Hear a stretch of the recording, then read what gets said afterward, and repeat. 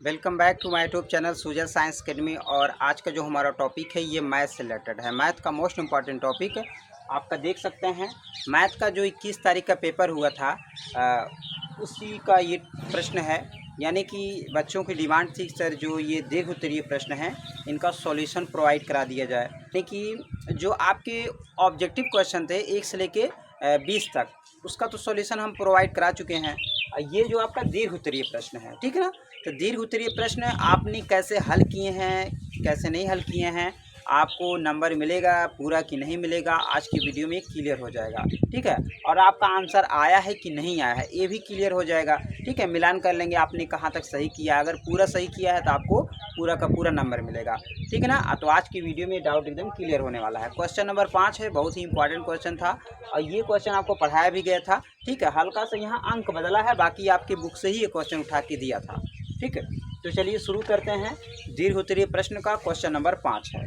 कह रहा धातु की चादर से बना और ऊपर से खुला एक बर्तन शंकु के आकार का है, एक छिन्नक के आकार का है, शंकु के छिन्नक के आकार का है, ऊपर से खुला हुआ है और जिसकी ऊंचाई कितना है तो 24 सेंटीमीटर है और निचले और ऊपरी सिरों की त्रिज्याएं क्रमशः 8 सेंटीमीटर 20 सेंटीमीटर हैं और 40 रुपये प्रति लीटर की दर से बर्तन को पूरा भर सकने वाले दूध का मूल्य ज्ञात कीजिए। और जहाँ पे पाई बराबर 3.14 दिया था, ठीक है।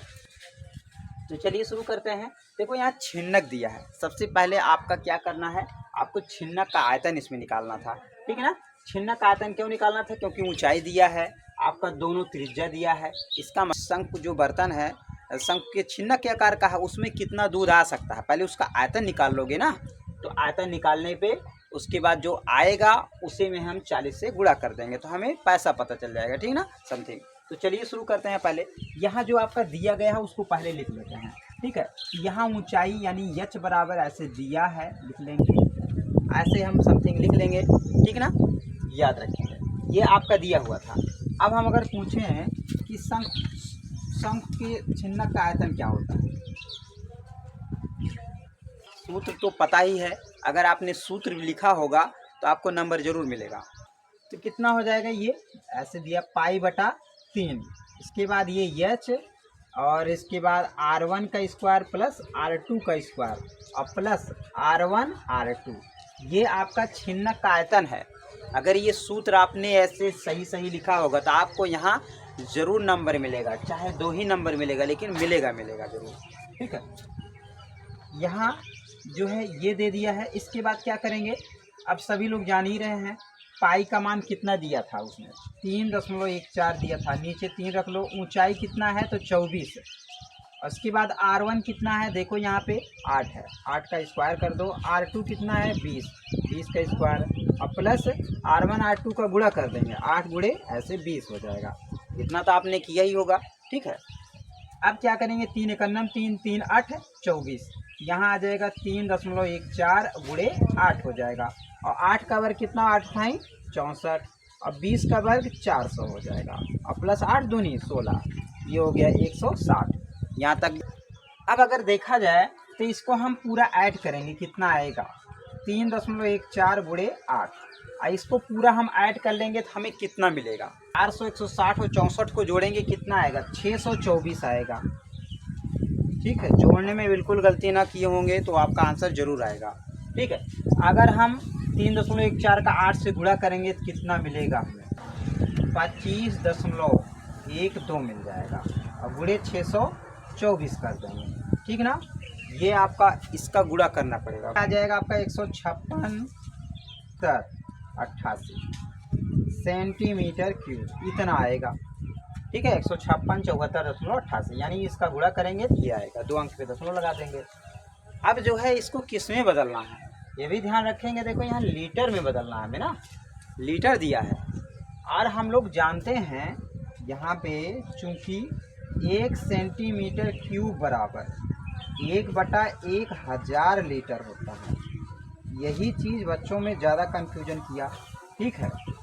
ये चीज़ ये हमने बताया था कि 1 सेंटीमीटर क्यूब बराबर 1/1000 लीटर होता है, तो इसको हम सेंटीमीटर क्यूब को हम लीटर में, यहाँ देखो इसी को उठा के यहाँ रख देते हैं, यहाँ पे लिखेंगे 15674 और 0.88 जब 1 सेंटीमीटर में 1/1000 लीटर होता है तो ये जो है आपका इकाई, दहाई, सैकड़ा, हजार, 10,000, 15,674.88 सेंटीमीटर क्यूब में कितना लीटर होगा।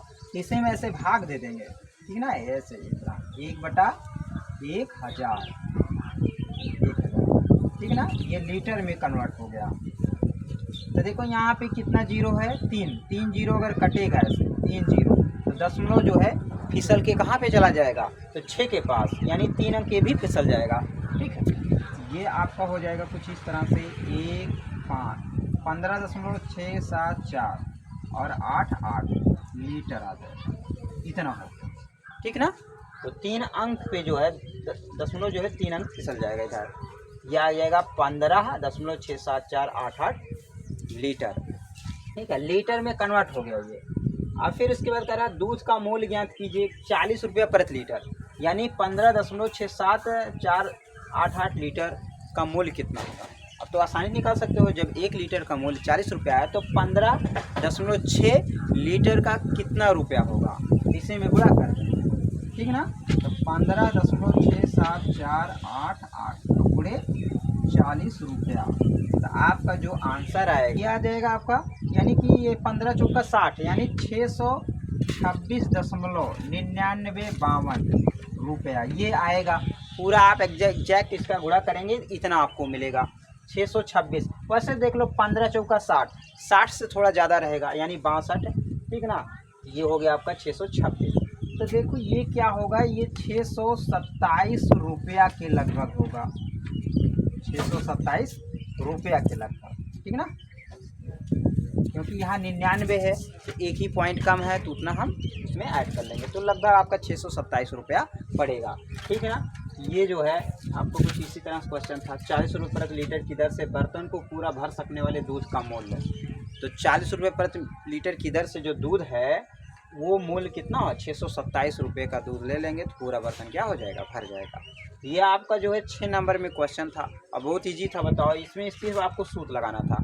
अगर आपने ये सूत्र लिखा होगा तो आपको यहाँ नंबर जरूर मिलेगा, 2 नंबर, 1 नंबर जरूर देगा एग्जामिनर। आगे आपने अगर मान रखा होगा, यहाँ तक कहीं आपने सही किया होगा तो आपको 3 नंबर मिलेगा, और पूरा सही किए होगे तो आपको पूरा 6 नंबर मिलेगा, ठीक ना। तो आप अपना आंसर मिला सकते हैं 627। अगर आपने इतने पे छोड़ दिया होगा 626.99, तब भी आपका आंसर सही है, ठीक है। प्रॉब्लम यही होगी कि लीटर में इसको कन्वर्ट नहीं कर पाए होंगे, कुछ बच्चे नहीं कर पाए, कंफ्यूज हो गए, इसमें 1000 से गुणा कर दिए, ये ठीक है, आइडिया नहीं लग पाया। तो हमने बताया था 1 सेंटीमीटर क्यूब बराबर 1/1000 लीटर होता है। क्वेश्चन नंबर 5 का ये अथवा करके था, ठीक है। पहला जो है आपका कौन सा था, तो शंख का छिन्नक था, और दूसरा अथवा करके दिया था, ये जो है आपका कुछ बांध करके बनाया था कि कोई एक बेलनाकार जो है कुआं है उसमें से मिट्टी को बाहर निकाल के एक बांध बनाया जा रहा है, ठीक है ना, चारों तरफ। और उसके बाद कह रहा है ये जो बांध बनाया गया है मिट्टी का, इसकी ऊंचाई कितनी होगी, शायद यही पूछ रहा था, ठीक ना।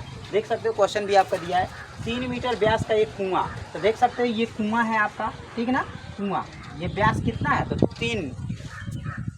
3 मीटर का है, ध्यान रखेंगे आपका कितना है, ये मीटर है,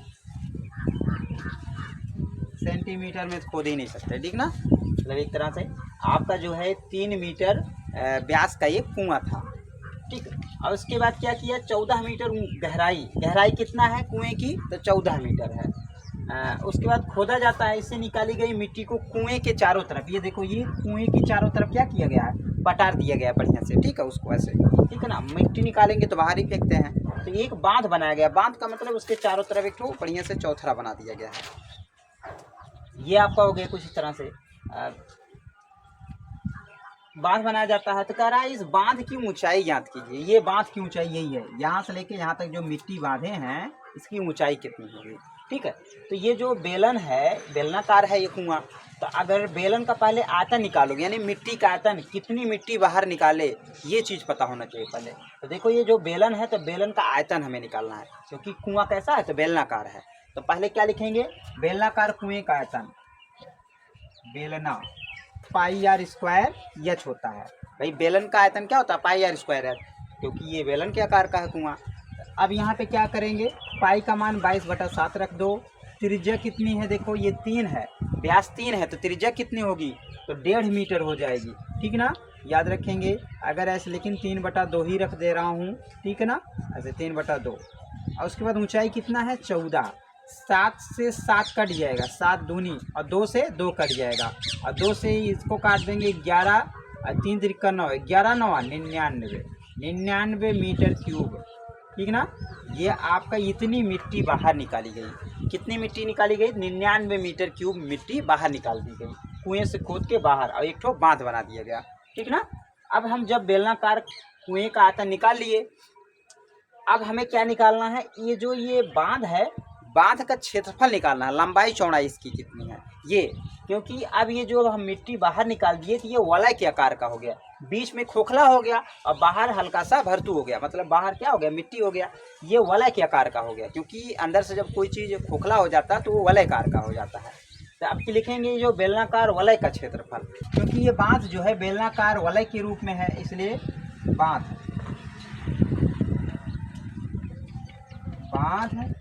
बेलनाकार, पाई अब ब्रैकेट में r² माइनस r², ऐसे लिख देंगे। फिर क्या करेंगे? यहाँ पाई रख दो। त्रिज्या कितनी होगी?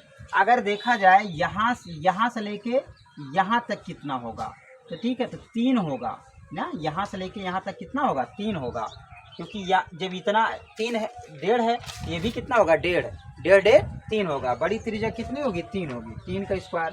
और छोटी त्रिज्या कितनी होगी? आधी, यानी ये, ठीक ना। यानी बड़े में से छोटा घटा देंगे तभी तो हमें बांध का क्षेत्रफल मिलेगा, क्योंकि कुएं वाला क्षेत्रफल घटाना है, इसलिए बड़े में से छोटा घटा देंगे। यानी कि छोटे कुएं की त्रिज्या कितनी है? तो 1.5, 1.5, ऐसे ही स्क्वायर कर देंगे ना। अब पाई और 3 त्रिका 9 और माइनस 15 के स्क्वायर कितना होगा? 225 हो जाएगा। 1 2 अंक में दशमलव लगा दो ऐसे।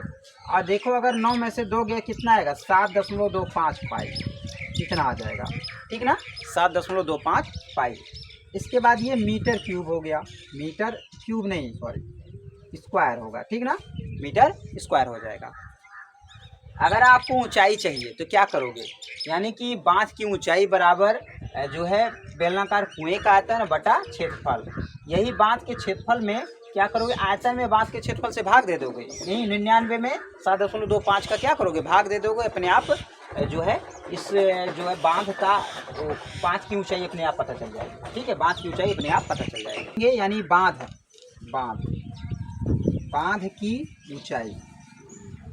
की ऊंचाई बराबर ये रख देंगे। कुएं का आयतन कितना है? तो 99, और बटा बांध का क्षेत्रफल कितना है? 7.25, और पाई का मान 22/7 रख दो, ऐसे रख दिए। अब यहाँ क्या करेंगे? बराबर करो। देखो यहाँ क्या होगा? 99, 7 ऊपर चला जाएगा, 7 ऊपर चला गया, नीचे कितना हो गया? 7.25 और गुणे 22। अब यहाँ पे काट सकते हो, 11 दूनियम 22 और 11 9 99, ठीक है, 11 दूनियम 22, 11 9 99। और 9 का आधा कितना होगा? 2 एकन्नम, 9 को काटोगे कितना आ जाएगा यहाँ पे? तो 4.5 और गुणे 7, और नीचे कितना है? 7.25, ठीक, देख सकते हैं 450 और बटा 725 और गुणे कितना है? 7। ऐसे लिखा जा सकता है, क्योंकि देखो 2 अंक पे दशमलव है, तो यहाँ 5 है, उसके आगे 0 है, ठीक है, माना जाता है। तो समान अंक पे दशमलव रहता है, कट जाता है, 1 0 यहाँ पे है, 1 0 से बढ़ा लेंगे, ठीक है, समान अंक पे दशमलव कट गया। अब क्या करेंगे? इसी को हम सरल कर लेंगे, ठीक ना। 5 से काटेंगे 725 को, 45 को समथिंग, उसके बाद गुणा करेंगे, तो आपका 26/29 आ जाएगा। इसको जब हम काटेंगे ये आ जाएगा 4.34 मीटर, ठीक ना। ये आपकी ऊंचाई इतनी होगी। बांध की ऊंचाई कितनी हो जाएगी? 4.34 मीटर होगा, ठीक है। इसका हम 29 का 126 में भाग देंगे, ठीक है। ये जो है आपको कुछ इस तरह से ये भी था क्वेश्चन, ठीक है, ये भी इजी ही था। यानी कि बेलनाकार कुएं का आयतन निकाल के उसके बाद बांध का जो क्षेत्रफल है उसी का हम आयतन में भाग दे देंगे। इसके बाद जो आएगा उसको इजी तरीके से हम सॉल्व कर सकते हैं। वैसे आपका जो पहला क्वेश्चन था वो इजी था, छिन्नक वाला, उसमें आपका आयतन था और रख के गुणा उड़ा करके आसानी से निकाल सकते थे। ये भी इजी है, ठीक है। तो ये आपके 2 क्वेश्चन दीर्घ उत्तरीय प्रश्न में थे। बाकी और भी सवाल अगर आपको प्रॉब्लम है आप बता देंगे तो आपको ज़रूर सॉल्व करा दिया जाएगा, ठीक। अगर आप कमेंट करते हैं तो आपको और भी सवाल ज़रूर बताए जाएंगे। चलिए ठीक है, मिलते हैं नेक्स्ट वीडियो में, तब तक के लिए जय जवान जय किसान।